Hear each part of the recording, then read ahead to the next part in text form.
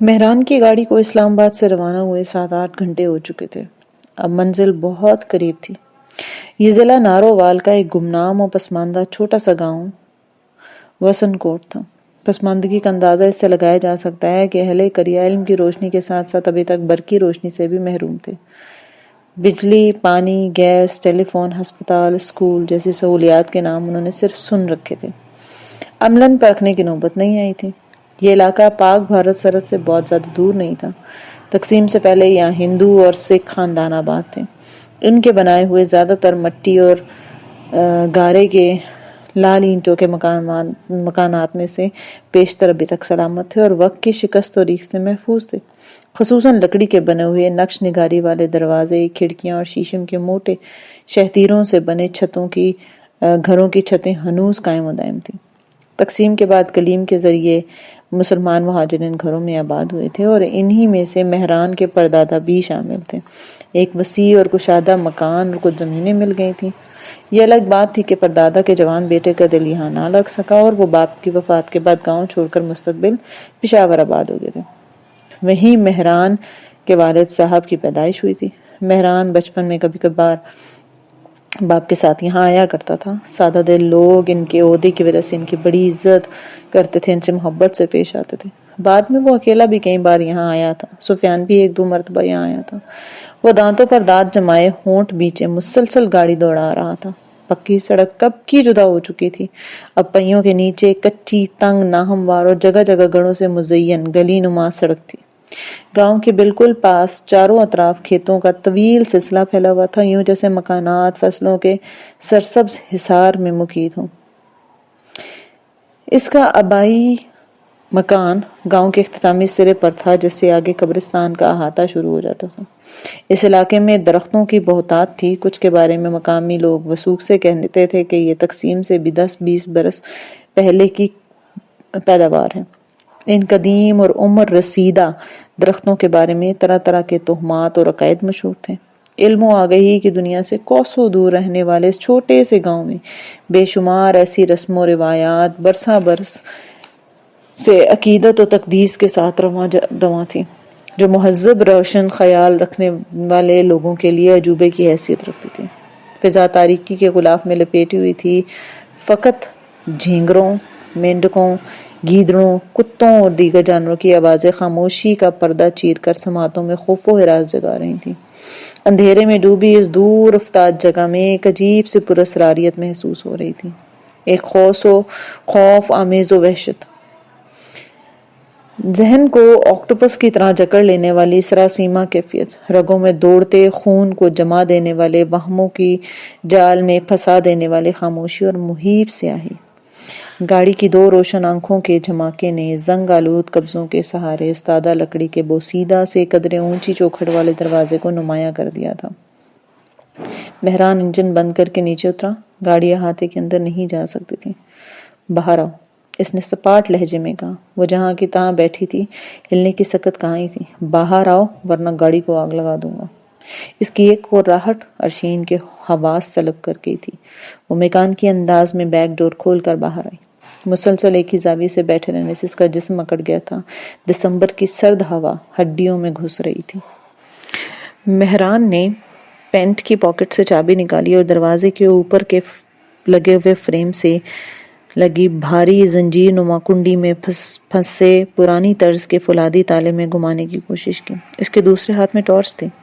کچھ ساعت کے بعد دروازہ کھل گیا۔ وہ کباڑ دھکیل کر پیچھے مڑا، اونچی دہلیز پھلانگ کر اندر چلا آیا۔ لامحالہ اس نے بھی اس کی پیروی کی۔ قدموں میں لرزش تھی، اندر وسیع صحن تھا مگر اجڑا ہوا اور اونچی اونچی بے ترتیب گھاس سے اٹا۔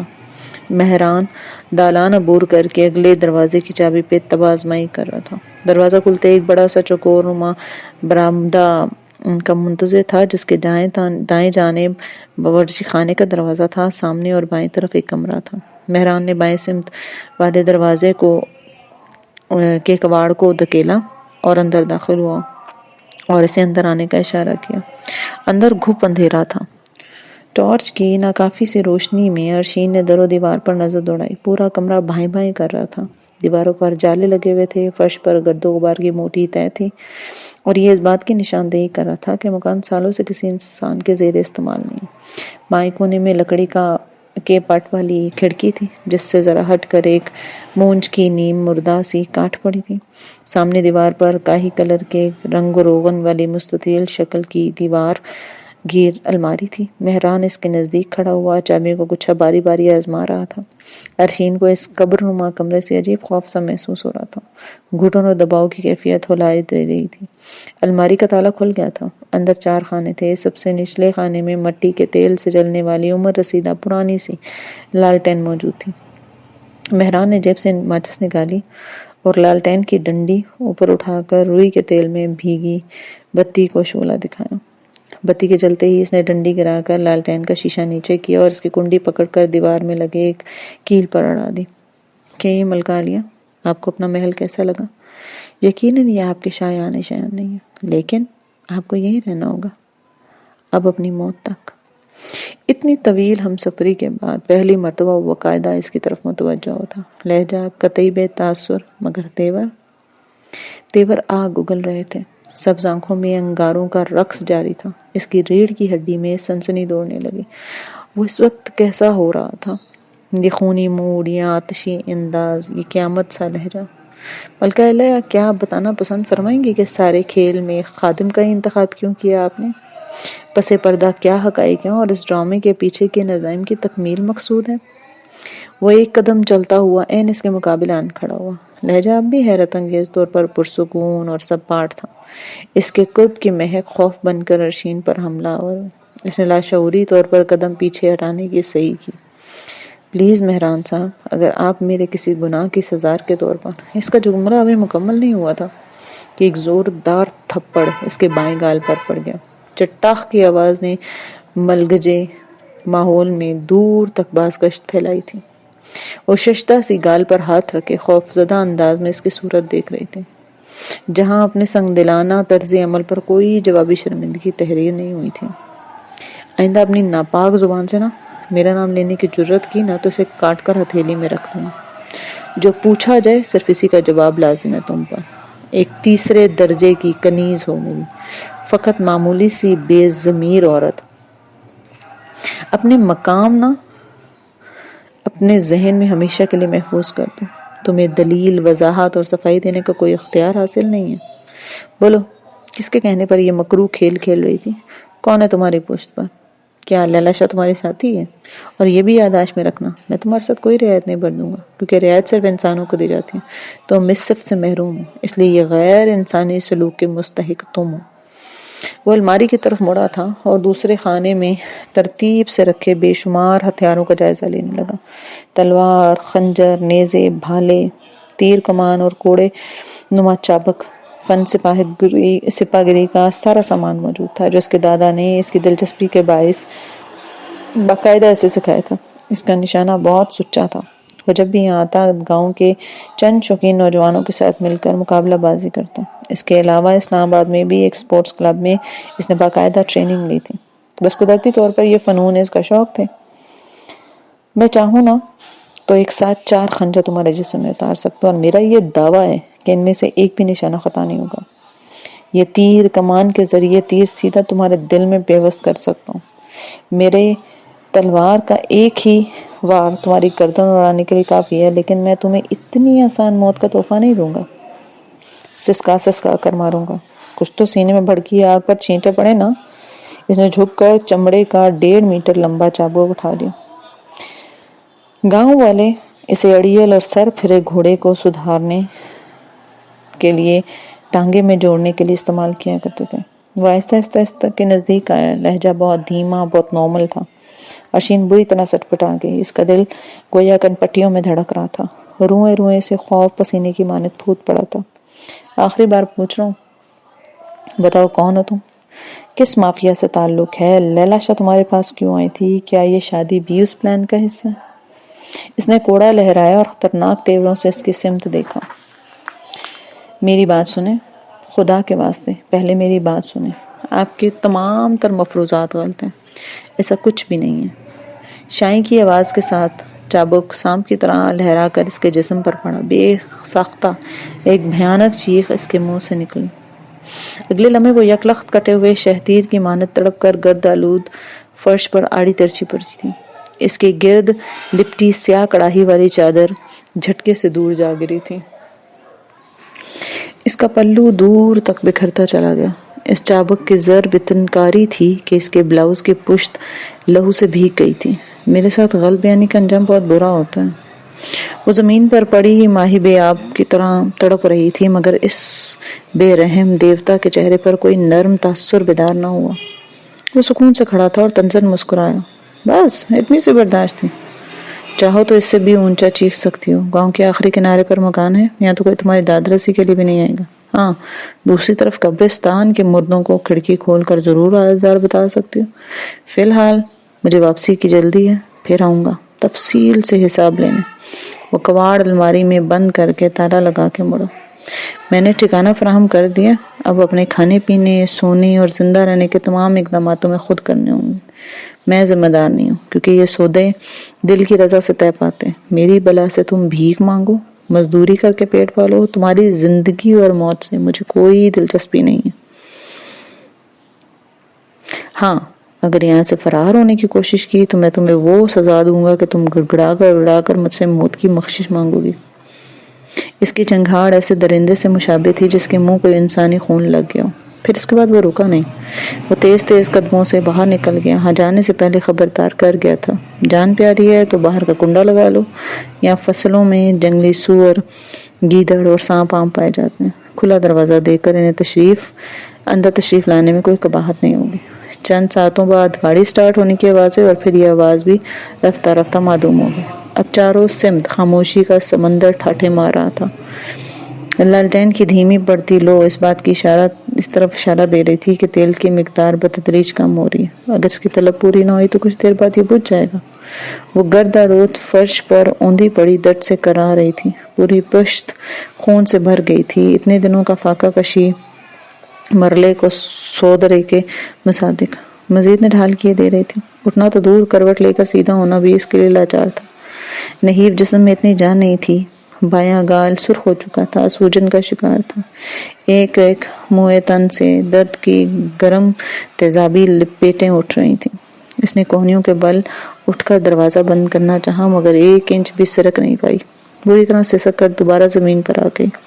اب کے ضبط کی تنابیں ہاتھ سے چھوٹ گئی تھیں. وہ سسکیاں لے کر تڑپ تڑپ کر رونے لگی.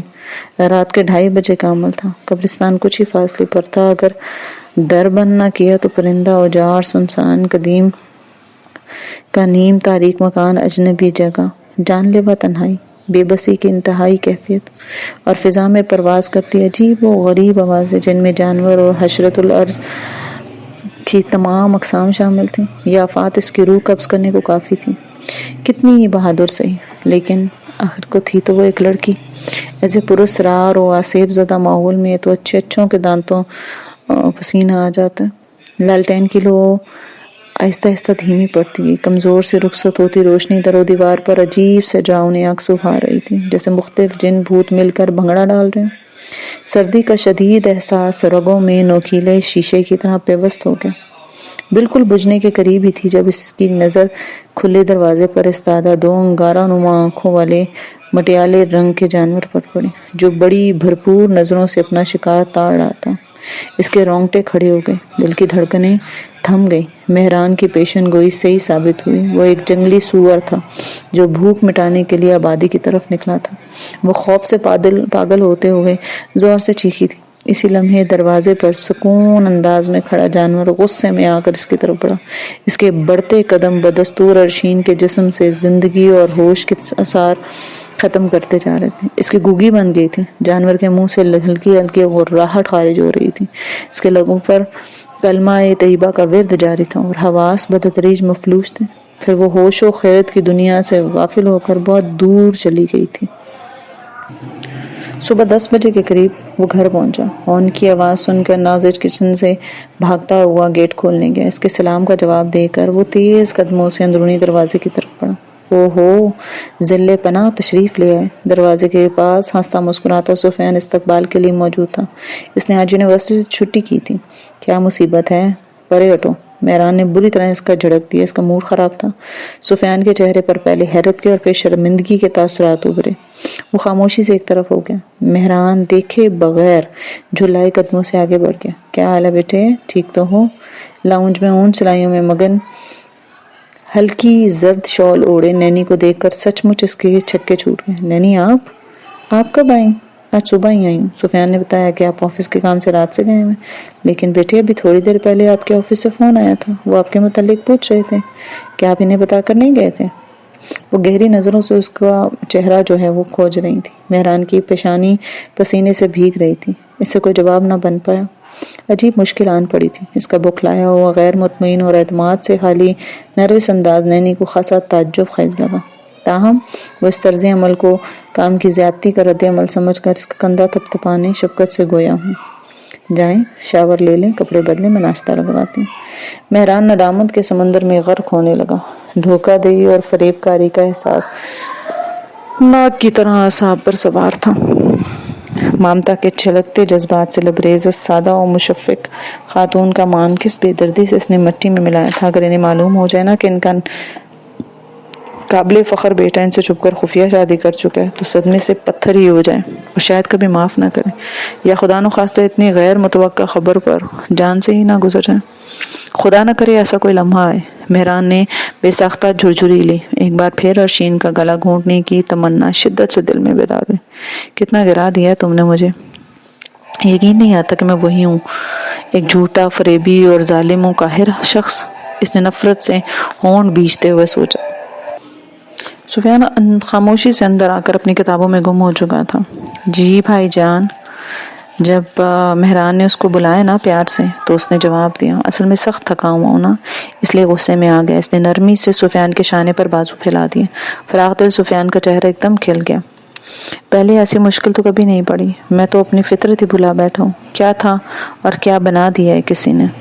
وہ دل میں خود سے ہم کلام ہوتے ہوئے اوپر چلا گیا۔ نہانے کے باوجود ذہنی اور جسمانی کسملندی دور نہیں ہو رہی تھی۔ بہرحال یونیفارم پہن کر وہ نیچے آیا اور فیکس مشین کے پاس رک کر بکھرے ہوئے کاغذات سمیٹ کر باری باری پڑھنے لگا۔ ایک پیغام در نایاب کی طرف سے تھا۔ سفیان پڑھائی کے ساتھ ساتھ FM 100 پر ابرار الحق کے گانے بھیگا بھیگا دسمبر سن رہا تھا۔ ناظر نے ٹی وی آن کر رکھا تھا جہاں پاکستانی چینل پر رات کے پروگرام دوبارہ نشر کیے جا رہے تھے۔ کوئی فلمی گانوں کا پروگرام تھا اور اس پر گانا لگا ہوا تھا۔ اس کی دونوں مٹھیاں شدت غیظ سے بھیج گئیں۔ کوئی پرانا منظر ذہن پر دستک دے رہا تھا۔ یادداشت کی اسکرین اب آب و تاب سے روشن ہو رہی تھی۔ کچھ یاد دلا رہا تھا، تیز ہوا سے اڑتا سبز آنچل، سیاہ بکھرتی ہوئی زلفیں اور آنچل میں قید سنہری دمکتا چہرہ۔ سفیان کی ارشین سے شوخیاں اور جواب میں اس کا حجاب، گھورتی ہوئی شرمندہ نروس نظریں، وہ غضبناک منظر۔ دوسرے لمحے کھٹاک سے ٹی وی کا سوئچ ساکٹ سے نکال کر زمین پر دے مارا۔ ہر وقت ناچ گانے پر دھیان رکھتے ہوئے کبھی پڑھنے کا شوق نہیں ہے؟ FA کے پیپر سر پر ہے نا، نوابزادے کو عیاشی سوج رہی ہے۔ چلو اپنی کتابیں نکالو اور سفیان کو اپنے بنائے ہوئے نوٹس چیک کراؤ۔ مہران تیش سے سر جھٹکتے قدموں کی زوردار دھمک پیدا کیے بغیر، ناشتہ کیے بغیر گھر سے نکل گیا۔ سفیان حیران و پریشان صورتحال ملاحظہ کر رہا تھا۔ کیا ہو گیا بھائی جان کو؟ یہ پہلے تو ایسے نہیں تھے۔ اتنی پرسکون اور متحمل فطرت کا مالک یہ اکلخت آتش فشاں پہاڑ کیوں بن گیا؟ مہران اس وقت ایک ہیجانی کشمکش میں مبتلا تھا۔ بحیثیت ایک انسان اسے اپنے طرز عمل پر سخت شرمندگی محسوس ہوتی، لیکن جب وہ اپنی ذات، اپنی عزت نفس کو بیچ میں لاتا تو خود ہی حق بجانب پاتا، خود کو اپنا آپ مظلوم لگنے لگتا۔ آفس پہنچتے ہی اس نے خود کو کرسی پر گرا دیا اور سر ہاتھوں میں تھام کر میز کی سطح سے ٹکا دیا۔ اس کا دماغ بری طرح سے جل رہا تھا، جسم کا خون آگ کی طرح گرم ہو رہا تھا۔ یوں لگ رہا تھا جیسے وہ چاروں اطراف سے شدت سے بھڑکتی ہوئی لال چنگاریوں میں گھرا ہوا ہو۔ یہ چنگاریاں اس کے روئے روئے میں بارود سلگا رہی تھی۔ سر، کیا میں اندر آ سکتی ہوں؟ اچانک ہی شعلہ فشاں فضائیں نغمہ بار ہو گئیں۔ مہران نے ہیجانی موڈ میں سر اٹھایا۔ دروازے پر ٹھنڈی میٹھی نقرئی چاندی اپنی سیمابی کرنے بکھیر رہی تھی۔ اس کی گلابی سی رنگت پارے میں پھول کھلا رہی تھی گویا۔ اس کے سر کے اشارے پر یونیفارم میں ملبوس در نایاب نروس انداز میں اندر آئی۔ سر، آپ کی طبیعت ٹھیک ہے؟ اس نے جھٹکتے ہوئے انداز میں نظریں اٹھا کر اس کی سمت دیکھا اور پھر کانپ کر رہ گئی۔ مہران کی سب روشن آنکھیں اس وقت سرخ ہو رہی تھیں۔ میں اب ٹھیک ہوں، آپ بتائیں لیلا شاہ کے کیس میں کہاں تک پہنچی؟ سر آج کل اس کی F10 میں واقع ہاٹ شاٹ کلب میں آمد و رفت خاصی بڑھ گئی ہے۔ میری معلومات کے مطابق وہ ایک جدید طرز کا وسیع و عریض احاطے پر پھیلا ہوا کلب ہے جہاں تعیش پسند امراء کے علاوہ اس شہر میں مقیم غیر ملکی افراد بھی روزانہ جو ہیں وہ شوق سے آتے ہیں۔ کئی تو باقاعدہ ممبرز ہیں اس کلب کے۔ لیلا شاہ کا اکثر غیر ملکیوں سے بے تکلفانہ میل جول ہے۔ میرا خیال ہے کلب میں اس کی خفیہ طریقے سے روزانہ نگرانی کی جائے تو اس کے مثبت اثرات مرتب ہو سکتے ہیں۔ اس کے خلاصے پر مہران سوچ میں پڑ گیا۔ کلب کے بارے میں اچھی طرح جانتا ہوں، 2 سال پہلے یہاں کا باقاعدہ ممبر ہوں، ایکسرسائز کے لیے بلا ناغہ جاتا ہوں، بس 2-3 ہفتوں سے مصروفیت کے بعد ٹائم نہیں نکال پا۔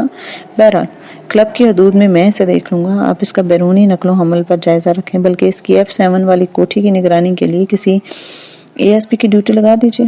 ٹھیک ہے سر؟ سر وہ بابا آپ کے متعلق پوچھ رہے تھے، آپ نے ان سے وعدہ کیا تھا؟ ہاں مجھے یاد ہے، بے فکر رہیے، ضرور نبھاؤں گا۔ شاید بہت جلد آپ کے والد صاحب سے ملنا پڑے۔ وہ ایک لہجہ سر اٹھا کر اس پر نگاہ ڈالنے کے بعد کام میں منہمک ہو گیا۔ امرین گھٹنوں پر سر ٹکائے بڑی دیر سے لاؤنج میں بیٹھی تھی۔ تو کیا واقعی ہے وہ دوبارہ یہاں نہیں آئے گی؟ اس کا وجود، اس کی آواز، اس کی ہنسی، اس کی موجودگی کا پرباش تاثر، اس کے لباس کی سرسراہٹیں بحث اس گھر کا حصہ بن کر رہ جائیں گے۔ اس کی نظروں میں گزرے ایام رقص کرنے لگے جب وہ اس کے دل کے اتنے قریب ہوتی تھی، جب اسے اس کی ہر بات اچھی لگتی تھی۔ جب تک وہ اس سے اپنی باتیں شیئر نہیں کر لیتی تھی اس کے دل کو سکون نہیں آتا تھا۔ کتنے اچھے دن تھے نا؟ پھر ایسی بدگمانی کی خودرو گھاس پیدا ہوئی کہ سب مرجھا گیا۔ اچھا ہوا یا برا، بہرحال تکلیف دہ تو تھا۔ وہ دھوپ چھاؤں جیسی ہم سفر ہمیشہ کے لیے جدائی کے لمبے رستے پر روانہ ہو گئی تھی۔ باہر کا دروازہ شاید کھلا رہ گیا تھا۔ اس کا احساس اسے اس وقت ہوا جب سعد لاؤنج میں عین سیڑھیوں کے سامنے اسے دور 4 فٹ کے فاصلے پر کھڑا تھا اور غالباً گھر میں اطلاع ملتے ہی فوراً ادھر آیا تھا۔ تھوڑی دیر پہلے ہی ویکینڈ ایونٹ سے لوٹا تھا، یونیفارم بھی نہیں بدلایا تھا اس نے۔ ارشین کہاں ہے؟ امرین نے بے سختہ چونکتے ہوئے اس کی سمت دیکھا اور اضطراری انداز میں اٹھ کھڑی ہوئی۔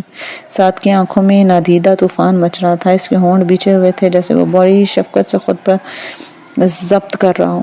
آپ کو آنٹی نے بتا دیا ہوگا نا آپی کی شادی ہوئی؟ جانتا ہوں میں، لیکن کیا یہ شادی لڑکی کے والدین کے گھر کی دہلیز کے لیے اجنبی ہو جاتی ہے؟ کل اس کی رخصتی ہوئی تھی، روایت کے مطابق آج تم لوگوں کو ان کے درمیان ہونا چاہیے تھا۔ وہ آ چکی ہے یا وہ آنے والی ہے؟ نہ آئی ہے نہ آئیں گی، اور نہ ہی انہیں کو چھوڑنے لینے جائے گا۔ یہ طے شدہ امر ہے، آپ کو کیا خبر اندر کی کہانی کا؟ سعد الجھن کے عالم میں اس کی طرف دیکھ رہا تھا۔ امرین نے اس نازک صورتحال کا پوری طرح سے فائدہ اٹھانے کا فیصلہ کیا۔ رازداری کے عالم میں چند قدم اس کے قریب آئی۔ میں نے آپ سے کہا تھا نا، ان کا اور ASP کا زبردست چکر چل رہا ہے۔ بعد میں ایک اور صاحب بھی سائیڈ رول میں اس ڈرامے میں شامل ہوئے، وہ پروفیسر صاحب جن کے یہاں آپ بھی کام کرتے تھے۔ انہوں نے معاملہ SP کے حق میں ہموار ہوتا دیکھا تو ثبوت کے طور پر آپ ہی کے تحریر کردہ چند پرانے عہدوں پہ بابا جان کو دکھائے۔ بابا جان ان کی فوری شادی اور گھر سے رخصتی کرنے پر تل گئے۔ آپ ہی نے موقع سے فائدہ اٹھاتے ہوئے ASP سے شادی کیا، کی بہن کو فون کیا اور ASP کی بہن نے آ کر رشتہ مانگا۔ بھلے سے کالے چور سے کر دیتے، بابا کو کوئی فرق نہیں پڑتا۔ سو بدنامی سے بچنے کے لیے انہوں نے ASP سے آپی کا نکاح پڑھوا دیا اور ہمیشہ کے لیے گھر کے دروازے ان پر بند کر دیا۔ سعد کا چہرہ لمحہ بھلمحہ شدت جذب سے سرخ ہوتا جا رہا تھا، جب سے اس کا وجود ہولے ہولے لرز رہا تھا۔ مجھے SP کے گھر کا ایڈریس چاہیے۔ وہ تو میرے پاس نہیں ہے، لیکن آپ ایڈریس لے کر کیا کریں گے؟ میں ایک بار ارشین سے ملنا چاہتا ہوں اور اس معاملے کی تہہ میں جانا چاہتا ہوں۔ کیا آپ کو میری زبان پر اعتراض نہیں؟ اعتبار برسوں کے پرخلوص رفاقت کا ثمر ہوتا ہے، یہ پل دو پل کی بات نہیں ہوتی۔ میں ارشین کو مدتوں سے جانتا ہوں، اس کی رگ رگ سے واقف ہوں۔ اس کی فطرت میں خود غرضی اور فریب کاری کا عنصر نہیں ہے۔ میں نہیں سمجھتا وہ گھریلو ذمہ داریوں اور اپنا شخصی وقار اور استقلال بھلا کر اپنے سطحی پن کا مظاہرہ کر سکتے ہیں۔ اگر اسے پسند کی شادی کرنی ہوتی تو بہت پہلے کر چکے ہوتے۔ اتنے سنہرے برس اور مواقع ضائع نہ کرتے۔ میں اس سے مل کر حقیقت معلوم کروں گا، ان مجبوریوں کا کھوج لگاؤں گا جن کی وجہ سے وہ یہ فیصلہ کرنے پر مجبور ہوئی۔ امرین اس کے چہرے اور لہجے سے پھوٹنے والے یقین و مان اور مضبوط پرجوش غضب سے کانپنے لگی۔ خدا جانے کون سا منتر پڑھ کر جادوگرنی نے سعد کے دل پر حصار کیا، ٹوٹ ہی نہیں رہا۔ وہ دانت کچکچا رہی تھی. کوئی حربہ کارگر نہیں ہوتا, کوئی مجبوری نہیں تھی انہیں, اپنی مرضی سے پسندیدہ راستہ اختیار کیا انہوں نے. ہو سکتا ہے, لیکن یہ بات میں اس کی زبان سے کہلوانا چاہتا ہوں, اپنے روبرو اس کا اعتراف سننا چاہتا ہوں. میں اپنے ذرائع سے ایس پی مہران آفریدی کا گھر کا پتہ ڈھونڈ لوں گا. ساتھ کا لہجہ اٹل تھا. امرین پیر پٹک کر آئی اور اس کے بعد وہ ٹھہرا نہیں. اکھڑے موڈ میں دروازہ کھول کر باہر نکل گیا. امید کرتی ہوں آج کی ایپیسوڈ آپ کو پسند آئی ہوگی. ایپیسوڈ پسند آتی ہے تو do like, share, comment and subscribe to my YouTube channel. ملتے نیکسٹ ایپیسوڈ میں, تب تک اپنا خیال رکھیے. اللہ حافظ.